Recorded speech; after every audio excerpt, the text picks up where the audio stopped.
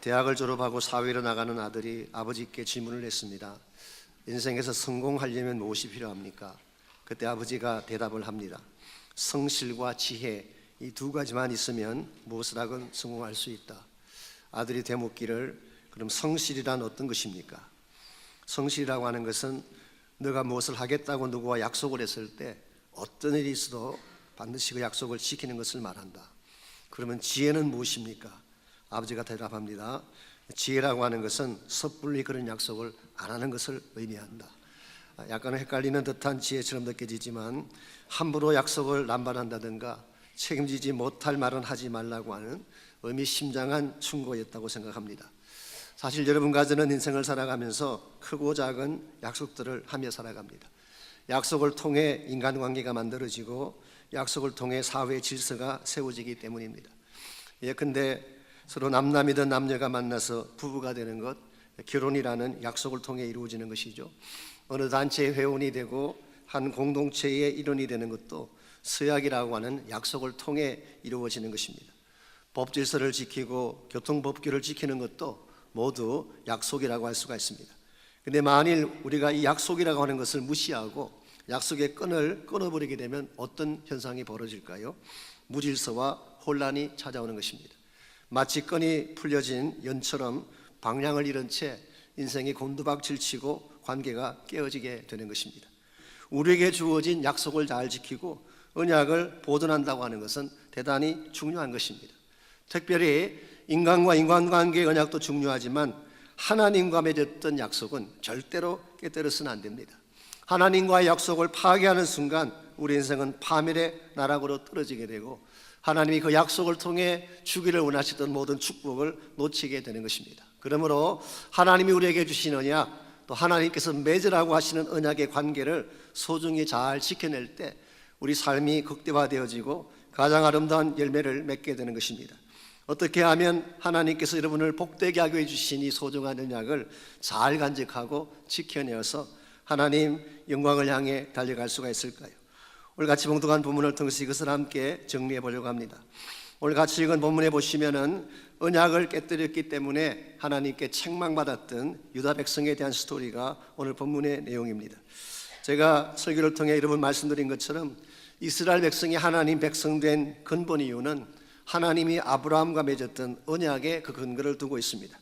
창세기 12장에 보면 하나님이 갈대 우리에 살고 있던 아브라함을 불러내어서 약속하셨어요. 내가 너에게 보여줄 땅으로 가라. 그러면 내가 너로 큰 민족을 이루게 하리라. 그리고 너의 이름을 창대케 하리라. 그렇게 말씀해 주셨어요. 그리고 나서 창세기 15장으로 오면 아브라함의 믿음을 확인하신 후에 실제로 아브라함과 언약을 체결하시는 내용이 기록되어 있습니다. 3년 된 암소, 3년 된 암염소, 3년 된 순양, 산비둘기, 쥐비둘기 새끼를 다 가져오게 한 후에 그 중간을 쪼개고 쪼개진 그 사이를 통과하게 함으로써 언약을 체결하셨습니다. 그래서 히브리 말로 언약이라는 단어가 베리스라고 하는 단어입니다. B-E-R-I-T-H. 이 베리스라는 단어의 근본 의미가 to cut 한다, 자른다, 그런 뜻을 가지고 있습니다. 아마 아브라함의 그런 언약의 케이스를 통해서 이런 단어가 형성되지 않았는가 생각합니다. 모든 언약은 짐승을 카트해서 피를 흘리고 그 사이를 통과해 감으로써 체결이 되는 것입니다. 한 가지 흥미로운 사실은 그때 하나님께서 이 언약을 체결하신 직후에 이스라엘 백성이 향후 400년 동안 애굽에서 종살이할 것을 예고하셨고 400년이 지나면 노임받고 한 국가로 세움받을 사실을 창세기 15장 13절 14절에서 말씀해 주셨어요. 실제로 이 사건은 일어납니다. 그래서 약 400년 혹은 어떤 성경에 430년 그렇게 표현했습니다마는 이스라엘 민족이 애굽 땅에 머무는 동안 처음 애굽으로 들어갈 때는 야곱의 한 가족이 들어갔는데 약 70명 정도의 원 패밀리가 들어갔는데 400년 뒤에는 60만 명이 넘는 여자아이까지 합치면 200만 명이 넘는 빅 네이션이 되어서 애굽을 나오게 된 것입니다. 그래서 우리는 애굽 땅의 생활을 단순히 노예 생활로만 생각하지 않고 하나님이 한 민족을 키워내는 인큐베이터다 그렇게 말하는 이유가 여기 있죠. 그러고 나서 출애굽기 19장에 와서 하나님은 시내산 밑에서 모세를 통하여서 이 이스라엘 민족이 하나님 소유된 사실을 선포해 주셨어요. 너희가 내 언약을 지키면 너희는 모든 민족 중에서 내 소유가 되고 나의 제사장 나라가 되며 거룩한 백성이 되리라. 그렇게 말씀해 주셨어요. 너희들이 나의 언약을 잘 지키기만 한다면 내 소유가 되고 나를 대표해서 제사장 국가가 되고 거룩한 백성으로 칭함받게 되리라. 그렇게 말씀하셨는데 과연 이 이스라엘 민족이 이 언약을 잘 지켰을까요? 구약 역사는 그렇지 않음을 보여주고 있습니다. 하나님을 버리고 우상을 선택했습니다. 거룩함을 버리고 음란과 불순종의 삶을 살았죠. 그 결과 왕국이 쪼개지게 되고 결국은 패망하게 된 사실을 구약 성경 전체가 기록해 주고 있습니다. 이와 같이 이스라엘 백성의 하나님을 불순종하고 언약을 지키지 않은 이 관행이 사실은 말라기 때도 계속된 사실을 오늘 본문이 밝히고 있습니다.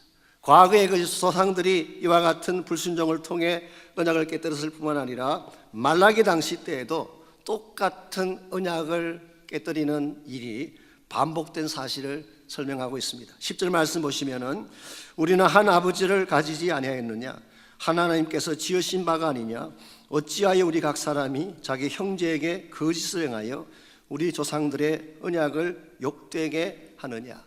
언약을 욕되게 한다, 그 말은 언약을 스포일시켰다, 언약을 무효시켰다, 그런 뜻인 것입니다. 무엇을 통해 조상들의 언약을 깨뜨렸다는 것입니까? 거짓을 행함으로.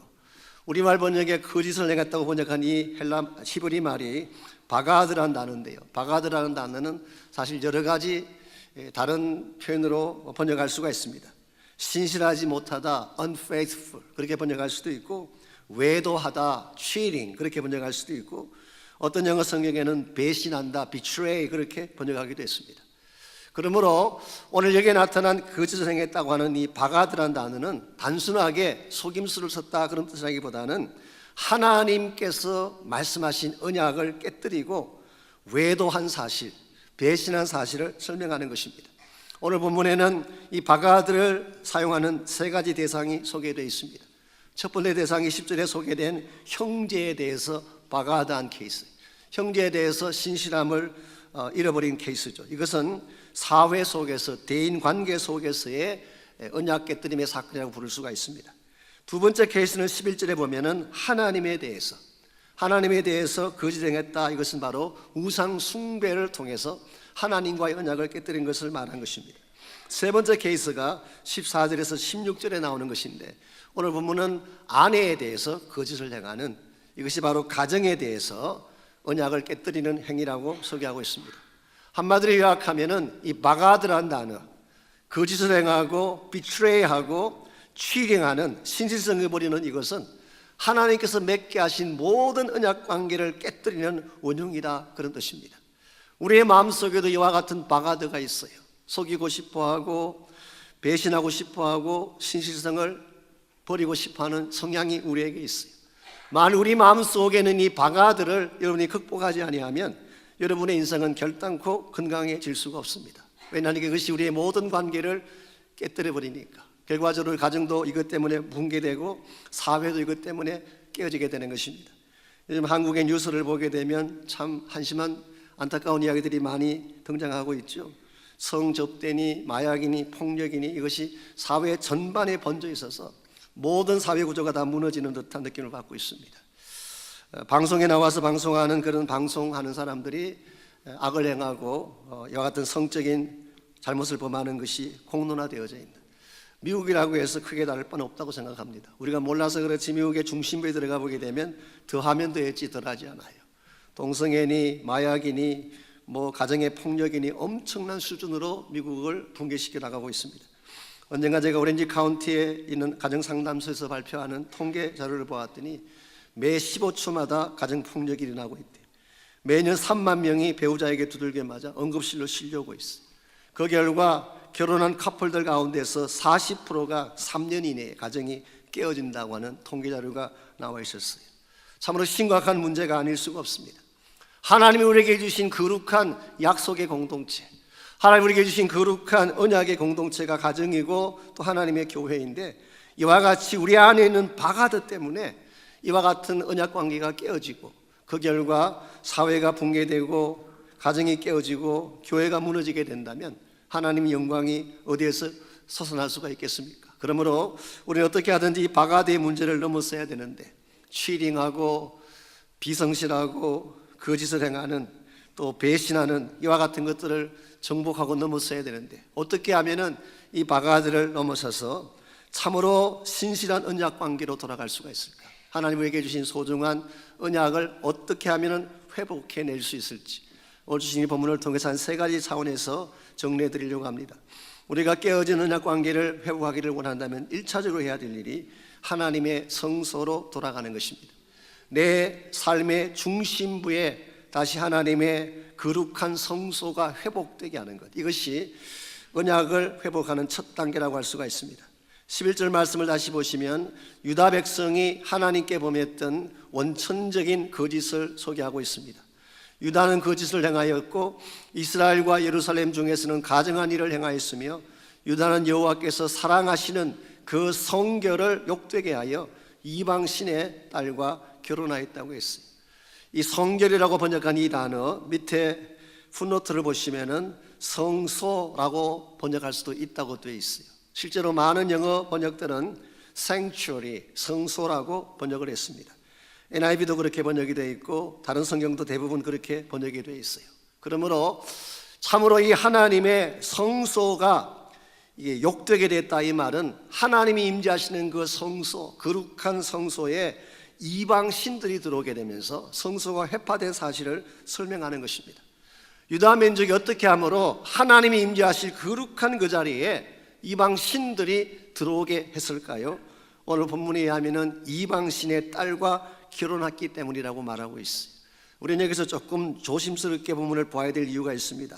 이방인과 결혼한 것을 말하는 것이 아니라 이방 신의 딸과 결혼한 케이스를 말합니다. 구약에 보시면은 이스라엘 백성이 이방인과 결혼한 케이스들이 많이 나와 있어요. 여러분 생각에는 없을 것 같지만 이방인과 결혼한 사례가 많이 나와 있어요. 그 중에 대표적인 예가 루스예요. 루스는 원래 모압 여자였습니다. 이스라엘 백성이 아니었어요. 그랬는데 이스라엘로 와서 보아스와 결혼하는 바람에 다윗의 정조모가 된 것입니다. 보아스의 아버지가 살몬인데, 살몬은 누구와 결혼했는지 아십니까? 기생 라합과 결혼했어요. 기생 라합은 가나안 여인이었어요.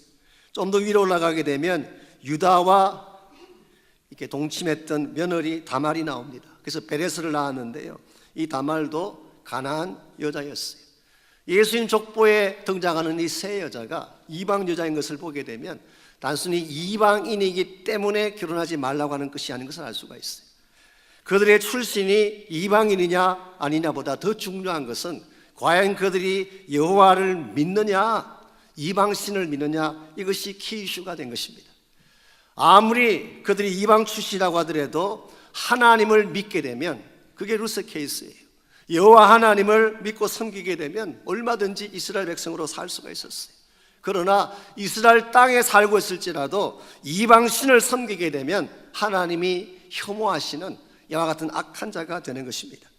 말라기 당시 유대인들은 사실은 하나님을 믿는다고 말을 하지만 그들의 가정을 통하여, 그들의 삶을 통하여 우상을 심령에 모심으로 하나님께서 계셔야 될 성소 한가운데에 우상을 세움으로 하나님의 마음에 상처를 안긴 것입니다. 오늘 여러분과 제 삶의 중심에도 누가 계신지를 점검해야 돼요. 우리 마음의 성소에 하나님이 계신가요? 아니면은 세상의 잡다한 신들이 우리 마음속을 차지하고 있는지.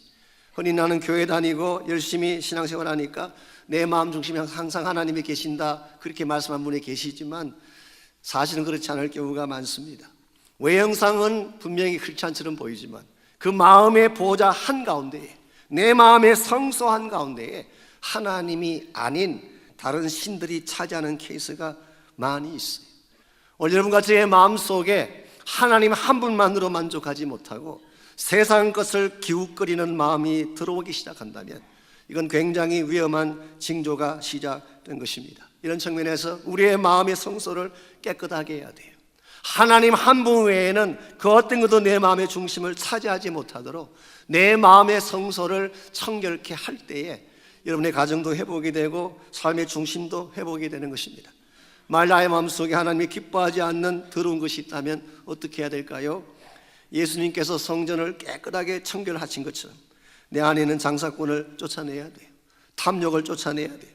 거짓의 유혹을 쫓아내야 하는 것입니다. 그래서 내 마음이 하나님으로 가득 차면 그때 우리는 진짜 축복을 누리게 되고 하나님 영광 가운데 거하게 되는 것입니다. 이와 같이 우리가 다시 깨어지고 부서진 언약 관계를 회복하려면 첫 번째로 해야 될 일은 우리 마음의 중심에 하나님이 임재하시는 것입니다. 두 번째로 해야 될 것이 초심을 회복하는 것입니다.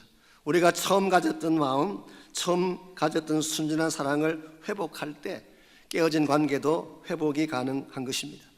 일반적으로 누구나 처음 만날 때는 순수한 마음으로 만나지 않습니까? 사랑에도 불순한 동기가 없고 순전한 동기로 만나죠. 근데 세월이 흐르면 어떻게 되나요? 마음이 변질되어지고 마음이 달라지게 되는 것입니다. 특별히 부부관계에서 이와 같이 처음 만났던 그 만남의 모습들이 깨어지기 시작하면 흔히 일어날 수 있는 케이스가 학대하고 폭력을 행사하는 어비유자는 일들이 벌어집니다. 13절 말씀 보시면은 바로 언약이 깨어졌을 때 일어날 현상을 13절이 소개하고 있어요. 너희가 이런 일도 행하나니 그 눈물과 울음과 탄식으로 여호와의 제단을 가리게 하는도다. 여호와의 제단에는 향기로운 제물이 가득 차야 되는데 눈물과 울음과 탄식으로 가득 찼대요. 이 말이 무슨 뜻일까요? 학대받고 쫓겨난 이 여자분들이 성전에 와서 제단에 와서 하나님 앞에 통곡으로 부르짖는 기도가 가득 찼다는 뜻이에요. 하나님 이와 같은 것을 기뻐하지 않으셨어요.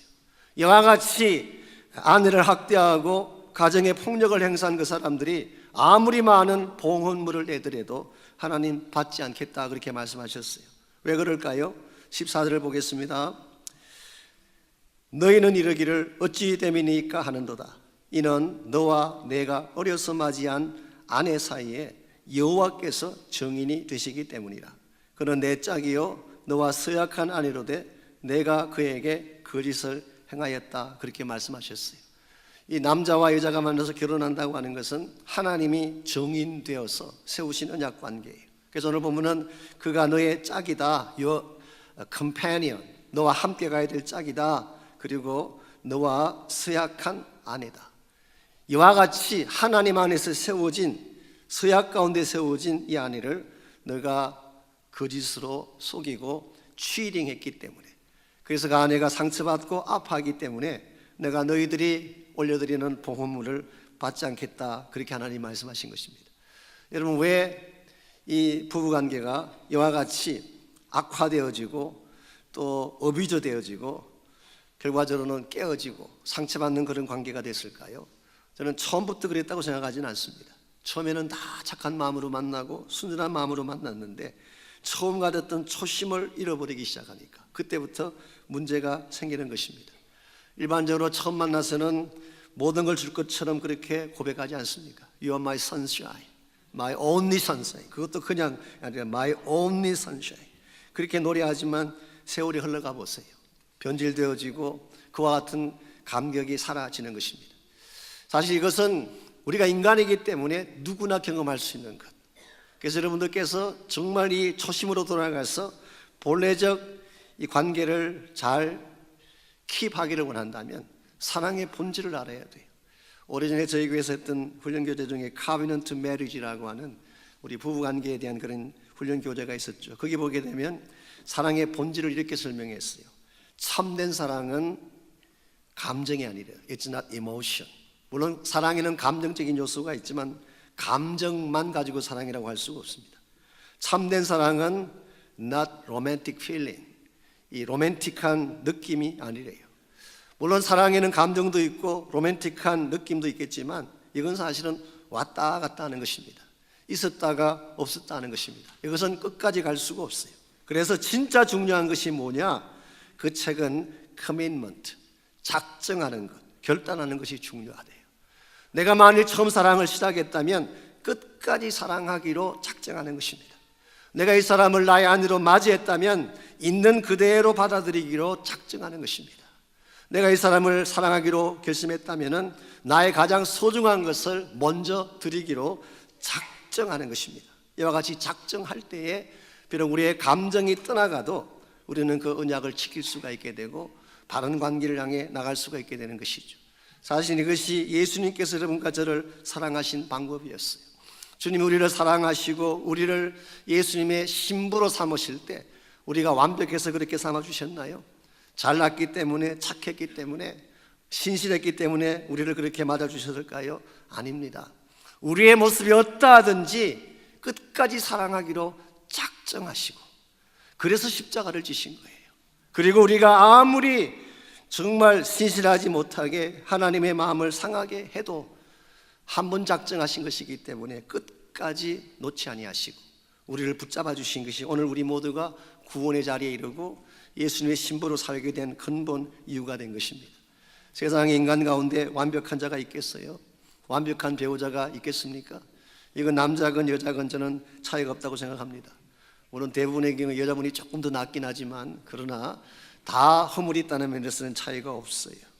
그러므로 우리가 정말 우리 아내나 남편을 대할 때에 필요한 것은 있는 그대로 받아들이기로 작정하는 인격적인 헌신이 필요한 것입니다. 인간은 원래 모자라는 것입니다. 우리 모두의 본성은 다 죄성을 가지고 있는 것입니다. 이 사실을 알고도 예수님이 나를 사랑하기로 작정하셨던 것처럼 나도 끝까지 사랑하리라고 작정하게 되면 혹시 문제가 생겨도 언약 관계를 깨뜨리지 않게 되는 것입니다. 이런 면에서 여러분과 제가 혹시라도 대인 관계에서나 또 가정의 관계에서 문제가 생겼다고 할 때에 처음 그를 만났을 때 그 마음을 기억하시고 또 첫사랑으로 돌아가셔서 예수님께서 날 사랑하심 같이 나도 끝까지 당신을 사랑하리라, 이 고백과 헌신 결단 드리시기를 바랍니다. 그러면은 설사 금이 간 관계도 다시 회복이 일어나는 것입니다. 이와 같이 우리가 언약을 지키려면 1차적으로는 하나님이 우리 가운데 임재하시는, 내 성소의 한가운데 하나님이 계셔야지 하나님이 아닌 다른 것이 있으면 우리의 언약은 깨질 수밖에 없습니다. 두 번째는 사랑하리라고 하는 결단의 마음, 초심의 마음을 가져야 됩니다. 마지막 세 번째로 필요한 것이 언약의 목적을 고려하는 것입니다. 왜 하나님께서 우리에게 언약을 주셨나, 이 사실을 기억하는 것입니다. 많은 분들이 언약을 주신 것을 우리를 속박하고 얽매이려고 주신 것으로 생각하지만 실제 성경은 그렇게 말하고 있지 않습니다. 언약을 주신 목적이 여러분과 저를 축복하시기 위해 주신 거예요. 가장 값진 열매를 안겨주시기 위해서 언약을 주셨어요. 15절 말씀 보십시오. 그에게는 영이 충만하였으나, 여기서 그는 하나님을 말합니다. 하나님께서 영이 충만하시기 때문에 사실은 인간을 창조할 때 하나만 만들지 않고 여럿을 만들 수도 있었어요. 그랬는데 창세기 보시면 아시겠지만 하나만 만들었어요. 아담 하나만 만들었어요. 어찌하여 하나만 만드셨느냐? 이는 경건한 자손을 얻고자 하십니다. 이 말씀에 의하면 성경이 말하는 결혼관계는 한 남자와 한 여자의 관계입니다. 소위 말하는 일부 다처제는 성경적이지 않습니다. 이렇게 말을 하면 꼭 대드는 사람이 계세요. 아니, 아브라함도 아내가 둘이었고 야곱은 4명이었고 다윗은 수십 명이었고 솔로몬은 수도 세지 못할 정도로 700명이 넘었으니까 말이죠. 근데 왜 우리는 꼭 하나여야만 되느냐, 그렇게 묻는 분이 가끔 계시는데요, 그건 성경을 잘못 보셔서 그렇습니다. 성경에 기록된 말씀들 가운데는 두 가지 종류가 있어요. 영어로 표현하면 descriptive, 이것은 묘사한 것입니다. 있는 그대로를 그대로 묘사해 적은 것입니다. 다윗에게 이런 아내가 있었다, 또 솔로몬에게 이렇게 아내가 많았다, 이거 describe 한 것입니다. descriptive 한 것이 있고 prescriptive 한 것이 있습니다. 이것은 하나님이 규정하셔서 그렇게 행하기를 원해서 주신 말씀입니다.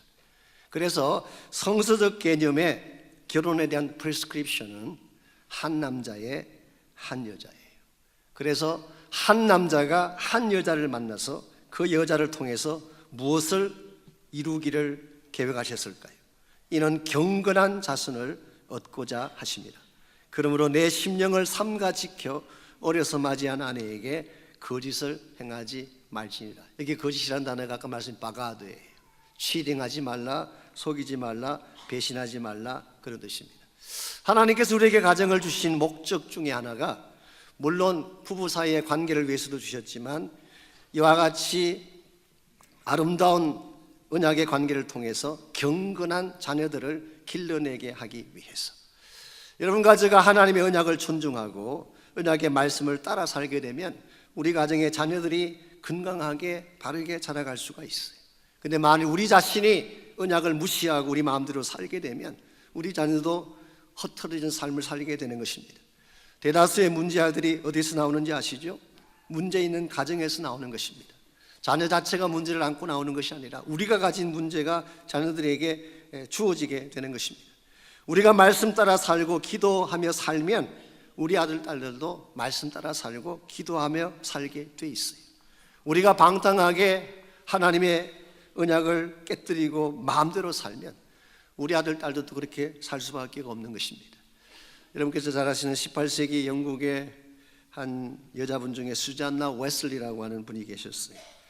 이분은 19명의 자녀를 낳으셨대요. 굉장한 분이시죠.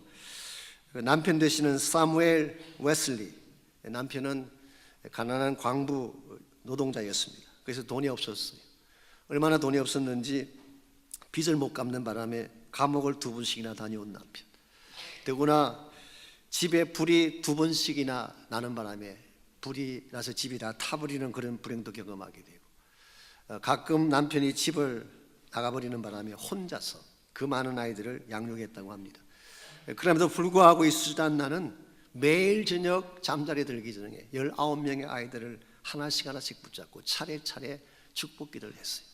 한 번 기도하면 몇 시간씩 소요가 되는 것입니다. 이걸 매일 반복을 한 결과 그 가정 안에서 영국의 영적 지형도를 바꿨다고 할 수 있는, 나중에 미국까지 큰 영향을 미치고 지금은 전 세계적인 영향을 끼쳤던 존 웨슬리가 나오게 되고, 또한 유명한 음악가인 찰스 웨슬리가 그 가문에서 나온 것입니다. 여러분, 환경이 우리 자녀들을 만드는 것이 아닙니다. 좋은 세상적인 조건이 우리 자녀들을 잘 양육하는 것이 아니라 믿음이 우리 자녀들을 바르게 양육하는 것입니다. 오늘 수많은 사람들이 환경 따라 살고 세상 따라 사느라고 하나님의 언약을 놓칠 때가 너무 많습니다. 그러나 세상의 그 무엇과도 대체할 수 없는 것이 언약의 말씀이에요.